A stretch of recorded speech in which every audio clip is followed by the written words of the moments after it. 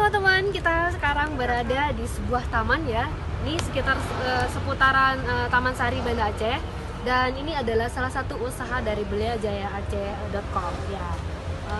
Di sini ada kebun ya, sekebunnya itu seluas 1.500 meter. Nah, dan teman-teman ini sangat luas sekali. Di sini ada berbagai macam tanaman dari bonsai, tanaman obat-obatan, juga wah ini lucu sekali nih teman-teman.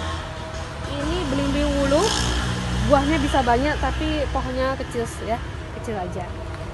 Nah teman-teman, ya kita lihat lagi, lihat-lihat lagi dulu. Di sini ada pohon ini kedondong.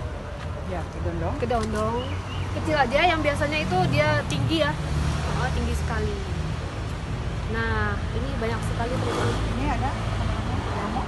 Oh, Dipegang si buah. lemon juga ada. Teman-teman bisa lihat ini lemon. Nanti dia kuning ya Pak udah tua ya. Yang agak panjang itu. Yang agak panjang ini yang mini Yang lemon. bulat. Itu yang agak panjang. Teman-teman bisa lihat di sini.